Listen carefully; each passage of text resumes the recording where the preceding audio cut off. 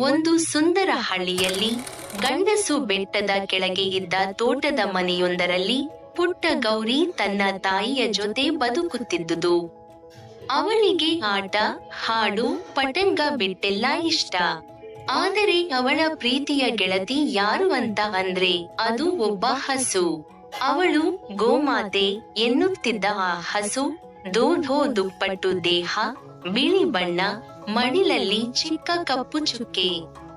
ಪ್ರತಿದಿನ ಗೌರಿ ಬಾಳೆಹಣ್ಣಿನಿಂದ, ನೀರಿನಿಂದ ಆ ಹಸುವಿಗೆ ಸೇವೆ ಮಾಡುತ್ತಿದ್ದರು. ಬೆಳಿಗ್ಗೆ ಶಾಲೆಗೆ ಹೋಗೋಕೆ ಮುಂಚೆ ಮೊದಲು ಹಸುವಿಗೆ ನಮಸ್ಕಾರ ಹೇಳ್ತಿದ್ದಳು. ಒಂದು ದಿನ ಗೌರಿ ಕಳೆದು ಹೋದ ಶಾಲೆಯಿಂದ ಮನೆಗೆ ತಿರುಗಿ ಬರಬೇಕಾಗಿದ್ದ ಅವಳು ಹಳ್ಳಿ ಬದಿಯ ಕಾಡು ಹಾದಿಯಲ್ಲಿ ತಪ್ಪಿ ಹೋಗಿದ್ದಳು. ಮಳೆ, ಗಾಳಿ, ಕತ್ತಲು. ಗೌರಿ ಹತ್ತುತ್ತಿರುವಾಗಲೇ ದೂರದಲ್ಲಿ ಗೊರಗು ಗಡಗಡ ಎಂಬ ಶಬ್ದ ಕೇಳಿಸಿತು. ಹೌದು, ಅದು ಗೋಮಾತೆ ಚೆನ್ನಾಗಿ ಬೋಳುತ್ತಾ ಅವಳನ್ನು ಹುಡುಕಿಕೊಂಡು ಬಂದಿದ್ದಳು. ಹಸುವಿನ ಗಂಟೆಯ ಶಬ್ದ ಕೇಳಿ ಗೌರಿ ಆಕೆಯೆಡೆ ಓಡಿದಳು.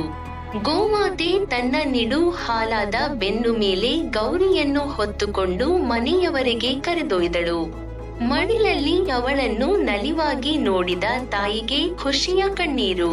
ಅದಾದ ಮೇಲೆ ಹಳ್ಳಿಯ ಎಲ್ಲಾ ಮಕ್ಕಳು ಗೋಮಾತೆಯನ್ನು ದೇವಿಯಂತೆ ಕಾಣತೊಡಗಿದರು. ಗೌರಿ ಹೇಳುತ್ತಿದ್ದಳು, ನಾನು ಅವಳಿಗೆ ಹಸುವೆ ಅಂತಾರೆ, ನಾನಂತೂ ಗೆಳತಿ ಅಂತಾರೆ.